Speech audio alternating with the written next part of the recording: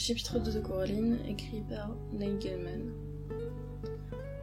Le lendemain, il ne pleuvait plus, mais un épais brouillard blanc s'était déposé sur la maison. « Je vais faire un tour !» annonça Coraline. « Ne t'élève pas trop !» lui dit sa mère, « et habille-toi chaudement !» Coraline enfila son manteau bleu à capuche, noua son écharpe rouge autour de son cou et chaussa ses bottes en caoutchouc jaune. Puis elle sortit. Mademoiselle Spink promenait ses chiens. « Coucou, Caroline, quel temps pourri !»« Oui, j'ai joué Portia autrefois. Mademoiselle Forcible en parle toujours de la fois où elle a joué Ophélie. Mais c'était moi dans le rôle de Portia que les gens venaient voir. Autant nous brûlons sur les planches. » Tout engoncée dans ses pulls et ses cardigans, Mademoiselle Spink paraissait plus petite et plus ronde que jamais. On aurait dit un gros œuf duveteux. Ses lunettes aux yeux verts, épais, lui faisaient des yeux énormes. « On me faisait porter des fleurs dans ma loge. C'est vrai, tu sais. » « Qui ça ?» s'enquit Coraline. Mademoiselle Spink regarda prudemment autour d'elle. Elle lança un coup d'œil par-dessus son épaule, puis un autre par-dessus son autre épaule, cherchant à percer la brume comme si quelqu'un l'écoutait. « Les hommes !» souffla-t-elle, puis elle tira d'un petit coup sec sur la laisse de ses chiens pour les ramener à ses pieds, et repartit en se dandinant vers la maison. Coraline poursuivit son chemin. Elle avait presque fait le tour de la maison quand elle aperçut Mademoiselle Forcible devant la porte de l'appartement qu'elle partageait avec Mademoiselle Spink. « As-tu vu Mademoiselle Spink, Coraline ?» Coraline répondit que oui, que Mademoiselle Spink promenait les chiens. « J'espère qu'elle ne va pas s'égarer, sinon ça va lui faire revenir son zona, tu sais. Pour retrouver son chemin dans un brouillard pareil, il faut être un véritable explorateur. »« Moi, je suis une exploratrice, » annonça Coraline. « Et bien sûr, mon petit. Surtout fais bien attention à ne pas te perdre, hein. » Sa frange était toute molle et toute mouillée, et même sa figure était humide. « Ohé, Caroline !» lança le vieux toqué d'en haut. « Ah, bonjour !» C'était à peine si elle le distinguait dans le brouillard. Il s'engagea dans l'escalier extérieur qui passait devant la porte de chez Coraline. Il descendait avec une extrême lenteur. Coraline l'attendit en bas.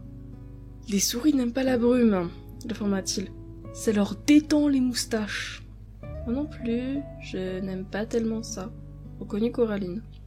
Le vieux bonhomme se pencha si près que le bas de sa moustache chatouilla l'oreille de Coraline. « Les souris m'ont chargé d'un message pour toi, » fit-il tout bas. Coraline ne sut que répondre. « Le voici. Il ne faut pas passer la porte. » Il fit une pause. « Tu sais ce que ça veut dire, toi ?» « Non. » Il haussa les épaules. « Les souris sont des bestioles bizarres. Elles comprennent tout de travers. Par exemple, elles se trompent tout le temps sur ton nom. Elles t'appellent Coraline, et pas Caroline. Pas Caroline du tout. » Il ramassa une bouteille de lait déposée au pied de l'escalier et remonta dans son appartement sous les combles. Coraline rentra chez elle. Sa mère travaillait dans son bureau où planait un parfum fleuri. « Qu'est-ce que je pourrais faire ?» demanda Coraline. « C'est quand, la rentrée ?» voulut savoir sa mère. « La semaine prochaine. »« Il va falloir que je t'achète des vêtements. Tu me le rappelleras, ma chérie, ou que j'oublierai ?» Là-dessus, elle se remit à taper des choses sur son ordinateur. « Oui, mais... qu'est-ce que je pourrais faire ?» incita Coraline. « Tiens, dessine. » Sa mère lui passa une feuille de papier et un stylo à billes. Coraline s'efforça de dessiner la brume. Mais au bout de 10 minutes, elle n'avait toujours devant elle qu'une feuille de papier blanc avec, dans un coin, le mot « brume ». Tracé en lettres, un peu tremblée, elle poussa un petit grognement et montra son œuvre à sa mère. « Ah, très moderne, ma chérie !» Coraline s'éclipsa dans le grand salon où elle essayait d'ouvrir la vieille porte en bois, mais elle était de nouveau fermée. Sa mère avait dû donner un coup de clé. Elle haussa les épaules. Puis, elle alla trouver son père. Il t'appelait sur son clavier, tournant le dos à la porte. « Je ne veux pas te voir !» lança-t-il gaiement au moment où elle franchissait le seuil. « Mais je m'ennuie !»« Prends à faire des claquettes !» suggéra-t-il sans se retourner. Coraline secoua la tête. « Pourquoi tu ne veux pas jouer avec moi ?»« Je suis occupée, j'ai du travail, » ajouta-t-il. Il ne s'était toujours pas retourné. « Et si tu allais embêter les demoiselles Spink et Forcible ?» Coraline mit son manteau, rabattit la capuche sur sa tête et descendit sonner chez les demoiselles Spink et Forcible. Elle entendit leur petit chien se ruer dans le couloir en aboyant frénétiquement. Au bout d'un moment, Mademoiselle Spink vint ouvrir. « Ah, c'est toi, Caroline. Angus, Amy, Bruce, couchez. Couchez, mes chéris. Ce n'est rien, Caroline. Entre, ma chérie. Tu veux goûter ?» Ça sentait l'encaustique et le chien. « Oui, je veux bien, » répondit Caroline. Mademoiselle Spink la fit entrer dans une petite pièce poussiéreuse à laquelle elle donnait le nom de boudoir. Au mur, il y avait des photos noirs et blancs représentant de jolies dames, ainsi que des programmes de théâtre encadrés. Dans un fauteuil, Mademoiselle Forcible tricotait avec application. Les deux demoiselles Spink et Forcible lui versèrent du thé dans une petite tasse en porcelaine rose posée sur une couronne et lui donnèrent un gâteau pour aller avec. Mademoiselle Forcible regarda Mademoiselle Spink, puis reprit son tricot et inspira profondément. « Bref, je te le disais, reconnais que je suis loin d'avoir un pied dans la tombe, April. Myriam, mon chou, nous ne sommes plus toutes jeunes, toi et moi. Madame McCarthy dans Jeu d'esprit, la nourrice dans Roméo et Juliette, Lady Bracknell dans L'important d'être constant, que des rôles de composition. On ne peut pas forcer un comédien à prendre sa retraite. Myriam, qu'est-ce qu'on avait dit ?» protesta Mademoiselle Spink.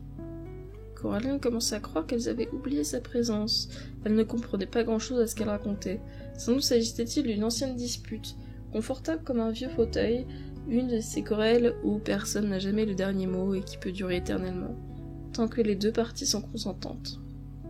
Elle but son thé à petite gorgée. « Si tu veux, je te lis tes feuilles. » lui proposa tout à coup Mademoiselle Spink. Pardon ? Eh bien oui, les feuilles de ton thé, pour te révéler ton avenir. Coraline lui passa sa tasse. Mademoiselle Spink considéra un œil myope les feuilles noires qui tapissaient le fond, puis fit la moue. « Ma petite Caroline, commenta-t-elle au bout d'un moment, tu cours un terrible danger. » Mademoiselle Forcible eut un reniflement de mépris et posa son tricot. « Ne dis pas de sottises, April, tu vas l'effrayer. Tes yeux ne sont plus ce qu'ils étaient, voilà tout. Allons, passe-moi cette tasse, mon petit. » Coraline la lui donna. L'autre en considéra attentivement le fond, secoua la tête, puis reprit son examen détaillé. « Aïe, tu as raison, April, cette petite est effectivement en danger. »« Ah, tu vois !» triompha Mademoiselle Spink. « J'ai toujours d'aussi bons yeux. »« En danger de quoi ?» voulut savoir Coraline. Les demoiselles Spink et Forcible tournèrent vers elle un regard inexpressif. « Ce n'est pas précisé, » répondit Mademoiselle Spink. « Les feuilles de thé ne sont pas très fiables dans ces cas-là. Enfin, pas vraiment. C'est bien pour les généralités, mais pour les cas particuliers... » « Mais alors, qu'il faut-il que je fasse ?» s'inquiéta Coraline qui commençait à s'inquiéter. « Ne porte pas de verre dans ta loge, » conseilla Mademoiselle Spink. « Et ne te prononce pas jamais sur le titre de la pièce écossaise, » ajouta Mademoiselle Forcible. Coraline se demandait pourquoi les grandes personnes donnaient toujours des propos incompréhensibles. À qui croyait-elle donc s'adresser ? Mais surtout, fais très attention, conclut Mademoiselle Spink. Elle alla se poster devant la cheminée et ôta le couvercle d'un petit pot d'où elle retira divers objets. Un minuscule canard en porcelaine, un dé à coudre, une curieuse pièce en cuivre, 2 trombones et un caillou troué. Elle remit le caillou à Coraline. « À quoi ça sert ?» demanda cette dernière. Il était percé de part en plein milieu. Elle se tourna vers la fenêtre et regarda par le trou. « Il te sera peut-être utile, » répondit Mademoiselle Spink. « Parfois, les cailloux percés ont du bon quand les choses tournent mal. » Coraline remit son manteau, salua les demoiselles Spink et Forcible et les chiens et s'en alla. Dehors, la brume planait autour de la maison, donnant l'impression qu'on était devenu aveugle. Coraline s'avança sans hâte vers l'escalier qui menait chez elle, puis prit le temps de contempler les environs. Avec cette brume, tout prenait des allures fantomatiques. Alors comme ça, je suis en danger, songea-t-elle. C'était drôlement excitant. Ça n'avait rien de négatif, enfin pas tellement. Coraline monta les marches en serrant bien fort dans son poing son nouveau caillou.